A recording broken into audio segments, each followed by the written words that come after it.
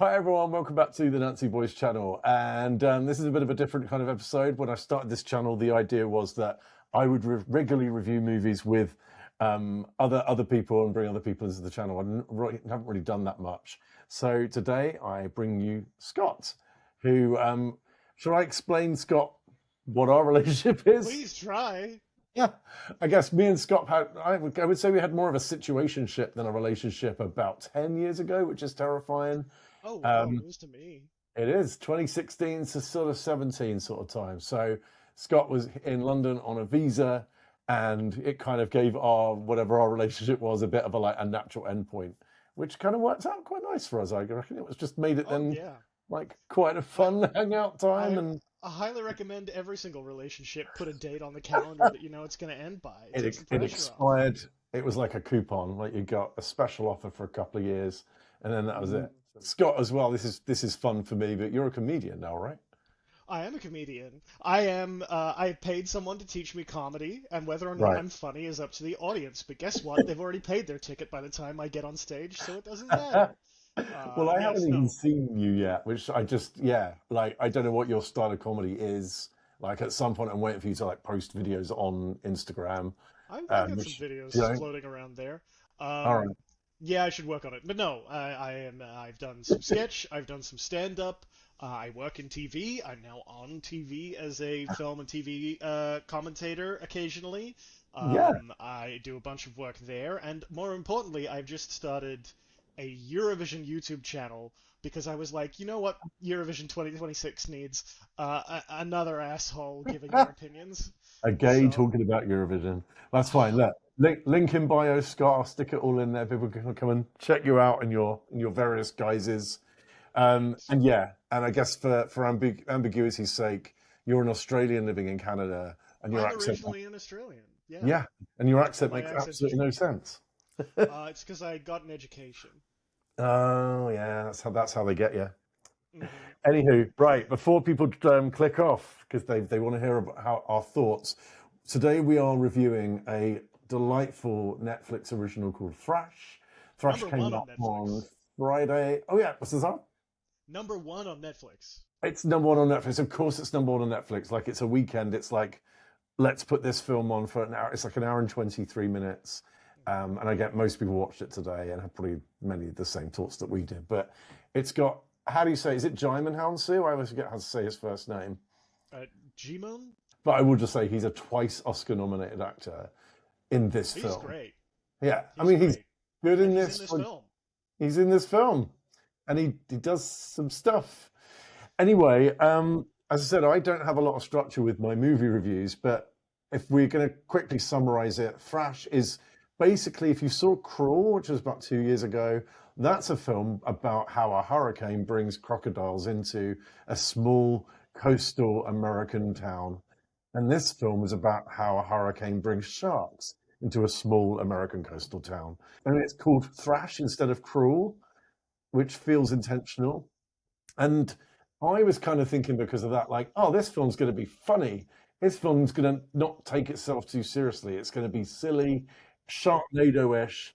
No, this, It's yeah, wild. It is a shock attack movie made by set in a hurricane made by people that don't know what hurricanes are or what sharks are or what physics is or at who all. people are, or how It is relationships work. it is very bizarre. You hit on like a big point for me, which is if you're doing a shock movie in 2026, you are either doing Bleak, you are either doing like The Shallows, was it called? The Yeah, Blake Lively one, that's good. or you're doing like an open water thing. You are doing something very stripped back, very like the horror of the situation is horror enough, Yeah. or you're doing camp comedy, and this is just straight down the middle in this no man's land of Well, weirdness. it had like almost like it wanted to be worthy, at least for the first hour. Like it felt like it was sort of taking itself really seriously. Then there were moments near the end where it's like, oh no, like don't try and be funny now. Like this isn't going to work. Like there was a needle drop which I fucking robbed my eyes at. Like we're not doing needle drops still. Like with a funny comedy song. I Um, mean, you can't. What was the song again? it was Because I remember. it was 1,000 Miles by Vanessa Colton, which is a Oh, wonderful, wonderful song. it was also performed on like on the Coachella stage like two days ago. But here's It's the thing: we were needle dropping 1,000 miles in White Chicks yeah, a long time ago, and it was 20 years much better ago. in White Chicks. Yeah, I think it's probably needle dropped in probably like a good chunk of films so far. Like, and it's having like this weird TikTok resurgence now as well, which is why it's like, oh, come on, pick a lane. Like, are we going worthy? But if you're going to go worthy, like you have to have a good script, logic, fit like you say, physics, like the fact that a hurricane a tsunami now. Like, I don't know. I'm not good at these things, Okay, but so great, you've got an Australian, right? And every Australian has a working knowledge of sharks and storms because we right. all live around the edge of the country, and I do too. This film was actually filmed in Melbourne, Australia. I don't know if Of you course it checked was.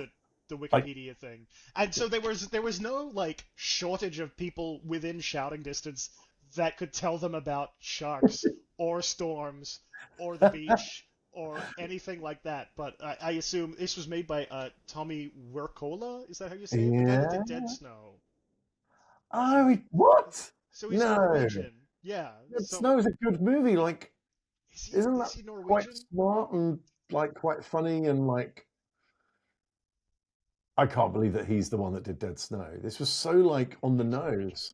Um, yeah, which is like it's a thing that as someone who works in film and TV and loves having creative ideas and loves developing things and really wants to make movies and TV and fun creative things, it's always so frustrating when it's like you were given millions of dollars and a budget and the Yeah, ability to do everything that you wanted and you failed at like the script stage, like you like failed at the idea moment, and like thus everything afterwards, no matter how competent it is somewhat doomed by that sort of yeah, and total inconsistency and seriousness, inconsistency, and all that sort of stuff.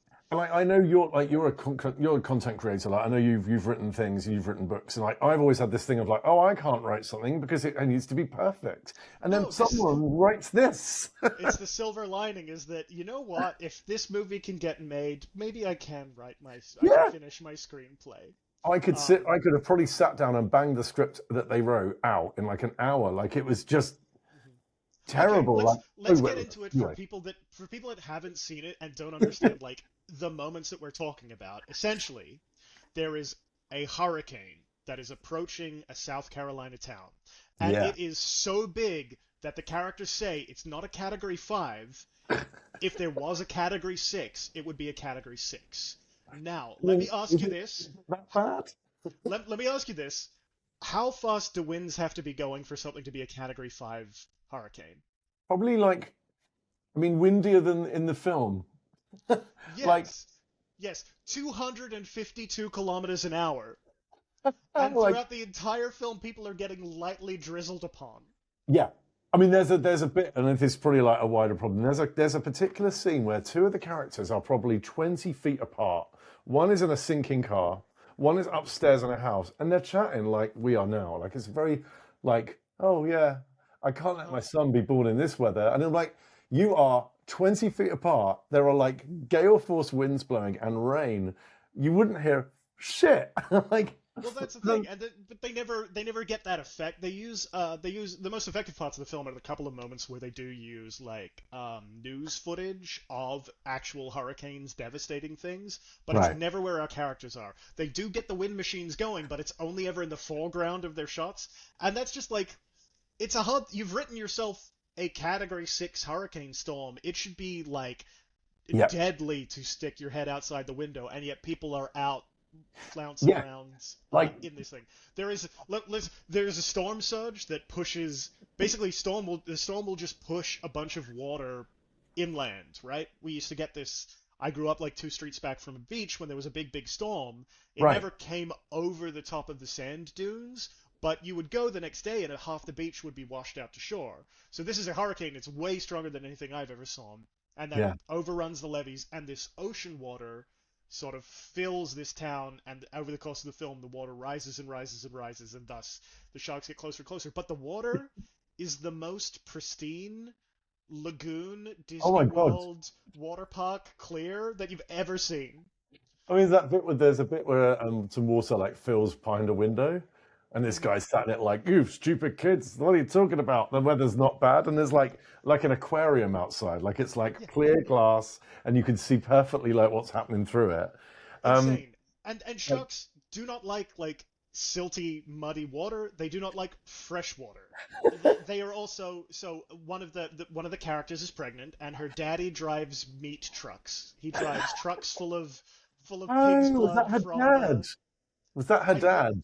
that's what I got. That it was her Well, dad. Maybe it was just a we drunk had uncle.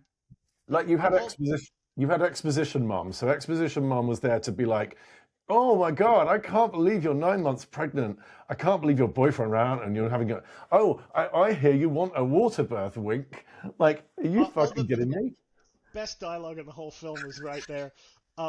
But I ended up calling the character Meat Daddy, but it's this she's pregnant, she works at a meat packing plant. There's a Nice. guy who Yeah. drives like a truck full of blood, and that gets picked up by the surf and like cracked open, and that brings all the sharks in, right? This semi trailer gets thrown around by the surf. He actually looks like he's Oh, surfing a wave in the truck, yeah. gets hits a big statue, breaks open, floods the water with blood that you can see the visible blood trail all the way out to the ocean, Yeah. and that brings the sharks in. Now, sharks don't have a taste for pork, and I need you to know this because there are very few pigs in the ocean. So even when like fishermen are going and chumming, they're not using pig's blood. Like they're using chum, they're using fish and like chopped up fish that's stinky because they eat fish. Yeah. That's like it's the Mythbusters even did a thing where they had these little sharks and they like pricked their own fingers to drop human blood in. Sharks don't give a shit about human blood. So they're all so They don't all that eat like horror people. movie mythos is all bullshit, right? About blood and like things Yeah, that that, attract look, them. I'm from Australia. There are shark attacks. Like they do happen. They do kill people, but usually it's not because the shark is really hungry and wants to eat you. It's because they Yeah. mistake you for something that is food or an animal in distress, and then they bite you and they don't like eat people. They will take a bite out of you and be like no thanks and swim off, but that bite is enough to like bleed Right. you out. Which Do also the they number of people that lose limbs and are fine in this movie. There's a whole thing about that. I mean, I feel like maybe we need to go sequentially because I'm overwhelmed with how many things I was just annoyed and like frustrated with. But I mean, to wrap that bit up, sharks don't launch themselves at limbs, right? They don't jump onto an arm and go ah and bite it off. Said we weren't going to jump around, but here's another thing. Here's another fact about sharks. They can't move backwards. Like Right. a shark moves forwards because it's a fish. Fish don't go in reverse. There is no mechanism in their body for going in reverse. So there is a scene where a character is getting grabbed by the leg and like dragged backwards out of his car, And and the I'm just shark, like, how'd you get a fish to go in reverse? Yeah, okay, let's so jump let's back to the start. so Storm yeah, arrives. We meet our main character. You haven't even talked about our main character. Our main character is named Dakota. She's and agoraphobic. Her mother has died. two horror tropes. One, oh, someone has trauma, which yeah, I feel like we've done that. Maybe we've done Does that she a little though? bit. Oh, I Many don't know. multiple times, this film suggests that she just really needs to decide not to be agoraphobic, and then it's fine. She has to Like just go and sit. multiple times, she's like, "I'm done with this," and like steels herself and goes against it. Well, And you sort of show that journey through one, her sitting by a door for 30 seconds, and then you see her sitting by a window for 30 seconds going, "Come on, it'll be fine." And then she's okay. Like 30 seconds of just having a bit of a chat to herself and she's all right. The other thing, like yes, I went and saw the film that we were originally going to review, They Will Kill You, on Friday. And it occurred to me that of the 12 horror films I've seen this year that have come out in 2026, eight of them have a dead mum. Eight of okay. those films have a dead mum. Like to the point where I was doing an AI post about it on Friday. Like I've got AI to make me a little grid of like, I can't believe I've seen like 13 or 12 horror films this year and eight of them have a dead mum. And then this What I'm fucking thing hearing about starts. is that the children of lesbian mothers, not in horror films, no representation. I got Absolutely not. I got two moms, Satan. Come Well, try to deal with that. wouldn't it just be more interesting? Like, couldn't we just have a character that's got a couple of lesbian mums? Like, everything in this film was just predictable from the first 10 minutes. You knew exactly where everyone was going to end up. And, like, just subvert our expectations a little bit, please. Like, It's very set up and payoff yeah, by like, numbers, the movie. But I do want to say, Whitney Peak, who plays Dakota, none of the actors in this I found giving bad performances. they were In that fine. their performances were bad, but it is all at the feet of the director and the writing here. Yeah, Like, I don't think anyone was like failed to meet the challenge of this script. I think it's just like a wet and Mobius strip trying to yeah. fumble your way around it. I would say like 80 to 90% of the problems with the film are script and just plot armor that needs So to let's keep talk it. about it. Her uncle is like an oceanography research person Of course, he hanging is. out, and yet she has not. She speaks to her uncle all the time. She has not evacuated. The meat place just made people come in when the hurricane is coming in, and Yeah, there's an idea there, right? Like there's a social commentary on America, yeah, right? From a Norwegian filmmaker who is making a film in Australia about like capitalism. Your job is forcing you to risk your life here, but it never comes out like that. Like no, that you don't feel the emotional stakes in the characters of like my uncle's an oceanographer. I know how bad this is gonna get. I should leave now, but I can't. I'm pregnant. I gotta like it. It just doesn't. It doesn't like grab hold of stuff yeah. anymore. Like there's a horror there, right? Like there's a real social horror that this film could have been about. Ultimately, I just found this film was not really about anything. It was some set pieces with some linked bits, Let me sort tell of. you. Except the kids kind of characters that had no link to anyone. Oh, So it we'll was get to like, the kids. This is oh, a third main character. Okay, main character number one, agoraphobic, home, shut in. Main character yeah, number two, pregnant meat packing plant employee, gets stuck at work, trapped too late, tries to leave, the interstate's flooded. Characters number three, four, and five are three children who are in foster care that are playing down by the lake, and their dead foster mum dad again, comes and picks them up. dead mum again, Scott. Uh, Fucking hell. and presumably a dead dad. So you know what? Things are bad. They didn't But mention it. They didn't. They just kept it quiet. don't worry, they've got foster parents who do not like them because their foster parents are using them to collect all of the welfare money and only feeding them white bread. I need Which, you to understand that in the year of our Lord 2026, we have a plot line that is the U.S. welfare state in South Carolina is such a gold mine that rednecks will have 3 kids for the paycheck. And I'm just like, but you were saying something actually like true about how like work is your lifeline and it could get taken away from you, and then you're doing this crazy weird bullshit. yeah, like, and the kids are then surprised. Like, they find a check that says, like, "Oh, you're getting money for looking after us." Like, yes, they're foster parents. And the guy's like, "I love you, kids." Like, no, you're foster parents. Like, you don't need to love them. You haven't adopted them. But this guy is Yeah. like, this is, I mean, this is like horror trope now number three. Like, there's a whole road going on this film, but characters that are such obnoxious assholes that it's unrealistic that anyone would just be that awful. So every line of dialogue out of that character's mouth is like just weird contempt for the kids, swearing about something, like overly aggressive about everything, including something about he gets angry about his keys at one point. And again, like an easy writing fix. The little kid, like the youngest kid, there's like an older brother, middle sister, younger brother. Younger brother could find the welfare check and go, "Oh, I thought they just liked us, and they did this." And the older kid could have gone, "Oh no, actually, it doesn't work like that. They get paid." Like, no, the older kid's like, "I can't believe it. I thought you Well, loved us." it We seems could, like it was in development for a while, and in development means that the script goes in front of a lot of people who give you yeah, feedback. yeah, But I think that maybe that's also it was ultimately it seems like the money was there, the time was there. We have to make a thing. Let's go make a thing. And there's some moments in this film that are really interesting. yeah, I'm looking through my things now. There's a part where one of the oceanographers runs up to the guys on the research vessel and is like, it's not even a category 5, it should be a category 6. Call the storm, Ted Bundy. And I'm like, really? Call the storm, Ted Bundy? Is it only going to attack co-eds?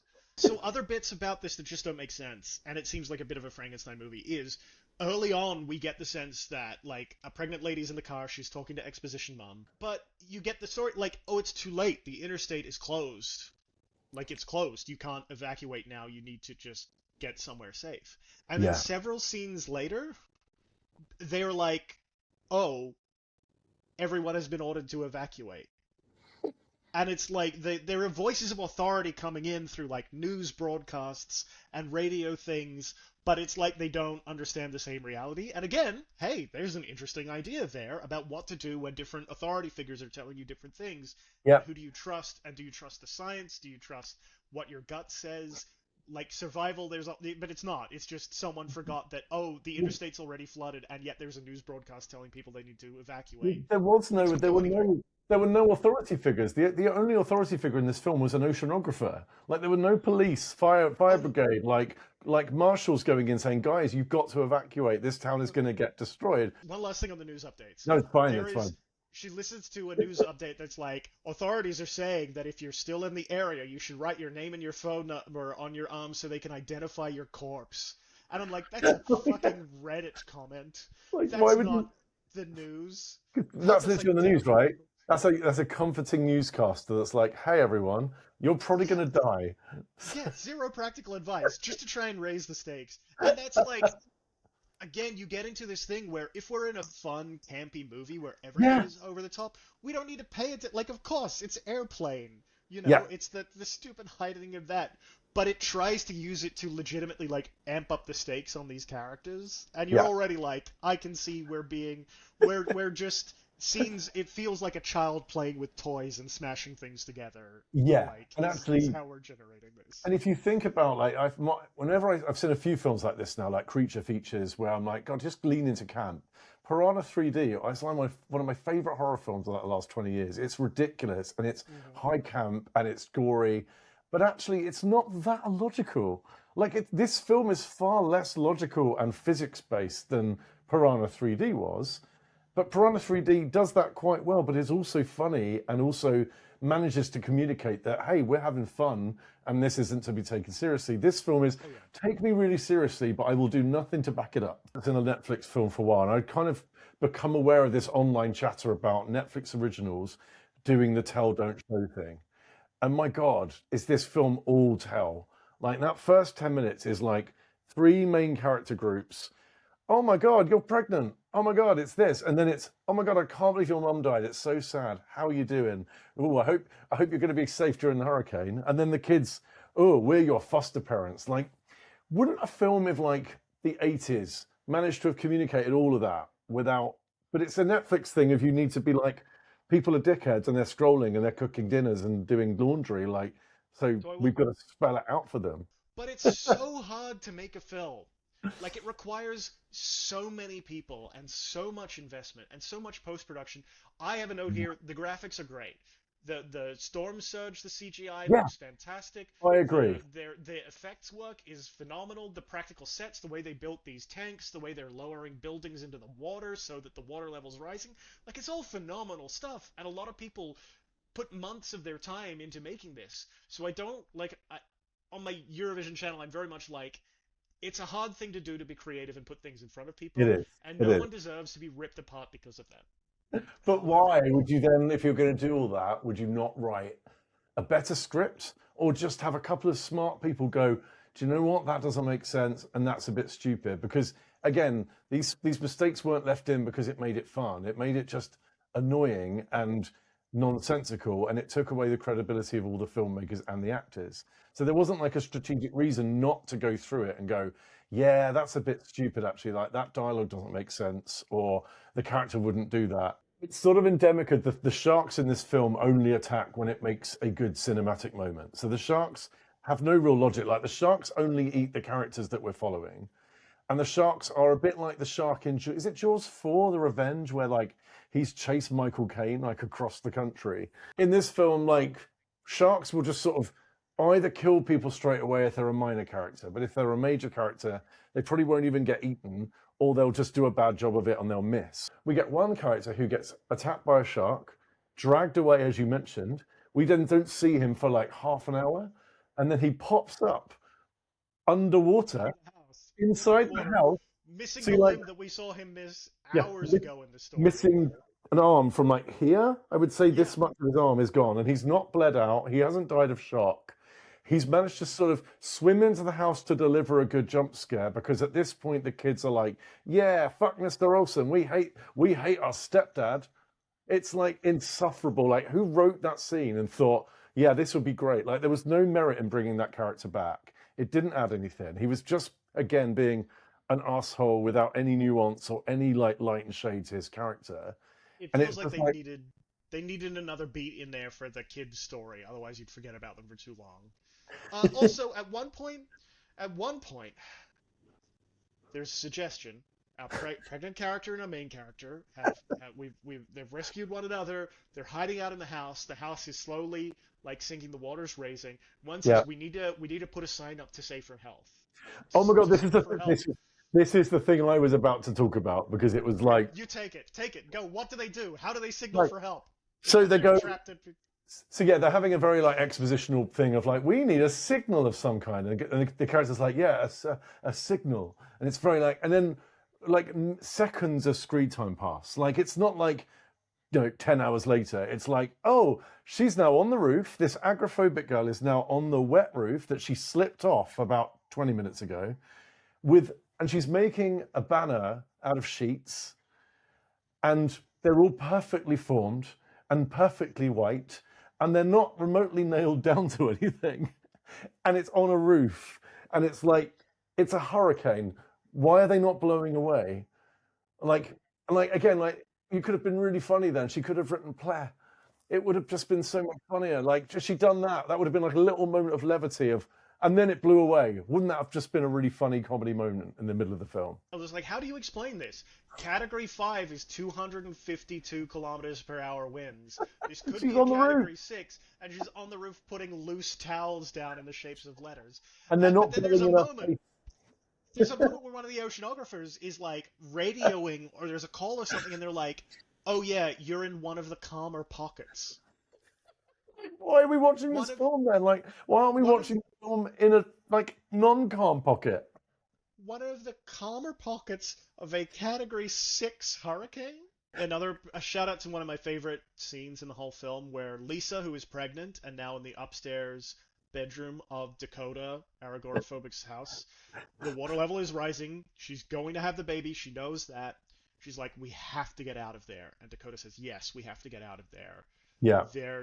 They've seen a boat. They saw some people with the boat earlier, and she's like, I'm gonna go get that boat.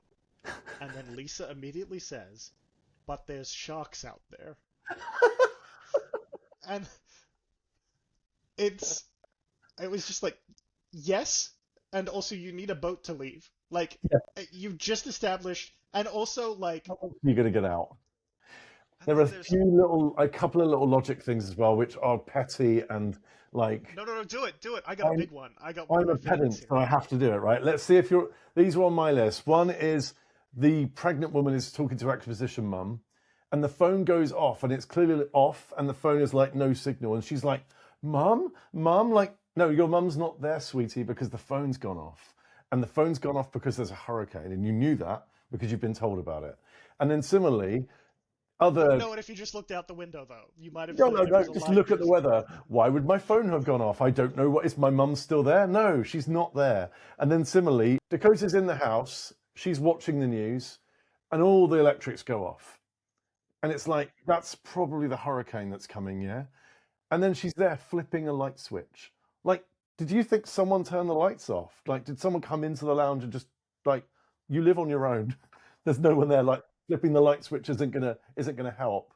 And then there's one more, which is, as much as there was a bit where Dakota and pregnant lady are having a conversation from a car and a house with a worse hurricane, and they can hear each other fine, normal volume. But there's another bit where pregnant lady is screaming her head off, and we can hear it. And these two guys are like, "Can you hear screaming?" And he's like, "I can't hear anything." I'm like, yes, you can. It's there. She is screaming. We are with you, and we can hear her screaming. Like, anyway, what was on your list? My list is, so bad foster dad comes back. Bad foster dad then gets, surprise, eaten by a shark. Now I need to set up what the kids are going to do. Cool. The kids have had this discussion about we're stuck with here. Like, we're stuck in here. We need to leave. We need to get out. But the sharks are around. We need to distract the sharks. What are we going to do? And in the logic of this movie, meat. They've seen that their foster parents, who are only feeding them white bread, are eating steaks downstairs. And what could be more fancy than steaks? So, though the basement is flooded, one of the kids is like, we got to distract the sharks. I'm going to go downstairs to get the steaks that we can use to distract the sharks so we can escape. And then Dad pops up, and he's back to give a few lines and be totally fine despite missing a limb. Then he gets pushed back in the water, and he gets eaten by a shark, and they're like, this is the distraction. All of the sharks are feasting on this man. Yeah. We can use this to go into the basement to get some steaks that we can use to distract the sharks. Like, and I'm like, they're eating your dad. You can use dad meat. Yeah, your dad is now meat. You can do that, but they can't because the kid needs to dive down and get meat, and then also try and get some of his foster dad's weapons that they can use against the sharks, which he does for some reason because that shark, I don't know, it gets hyperglycemic or something and is slow as a motherfucker and can't see the struggling child. Yeah, right. There's anyway. Yeah. Look, I think I've said everything I said. Like I said, I do want to be fair to this. It takes a lot of effort, and it got across the line where a bunch of stuff maybe would have been scrapped or shelved. It seems to have done its job, which is to get to #1 on Netflix. Yeah. Who am I to say anything negative about it? I just wish that I had the opportunity to do something like this. One day you will. I think makes me a jealous sort of person. One day you will. So we are trialing a new scoring system because I've done a nice graphic. And it's Nancy Boys. So it's now Nancy's out of 5. Nancy Mace is a 1. And we got to Nancy Thompson from Nightmare on Elm Street is a 5. So Nancy Thompson from Nightmare on Elm Street was the reason for this group, my channel being called Nancy Boys. Was because of that. Good. That I was thinking 2 out of 5 because I used to do out of 10. 1 out of 10, 2 out of 10 does feel quite harsh, but I don't know. I reckon that's fair. Like, it's a 1 for me. I'll give it a 2. I don't know if it's grading on a curve, but I genuinely think I can see the effort that went into this, and I think everyone save like the script and the ideas, and maybe they were forced, maybe they had to be this way, but yeah. I think everyone did an incredibly competent or good job aside from the making it make sense part. Sadly, you know what? That is sort of the cornerstone of movie making. It is, and it's the bit you do first where you're like, before we commit to any of the sets or the effects or casting, let's just get this right. It's the cheapest bit. It's like a Word document that you just could go, hey, I've got 10 really smart friends who I know will give me good critique. I'm going to go and do that. Anyway, look, I think for the sake of like the channel and actually fairness, let's go with a 2. I think a 4 out of 10 is still pretty harsh. 2 out of 5 always sounds a lot more generous. It's not. But yeah, so Thrash is on Netflix now. Catch it before Netflix drop it from their roster and it will never be seen again. And it's let's see what happens at Oscar season next year. You never know. Scott, send us your link. I'll stick it in the bio below if people can have a find of you. Where can we find your comedy? I'm Scott McInnes Comedy on Instagram. There's not a lot of snark like this, but there maybe will be. I don't know. Yeah, make me rich, and I'll do it. I mean, for background, I mean, I feel like 90% of our relationship was snark, and that's why it was so fun. So it was fully for the snark today, and like, there's a pun in there about sharks. It's too late to think about it now. But, snark attack. There you go. I mean, that'll do. Yeah, that's about the amount of effort we should put in. That'll do. It's more than they did. Thank you for having me. Goodbye. Thanks all. Don't see you. Bye.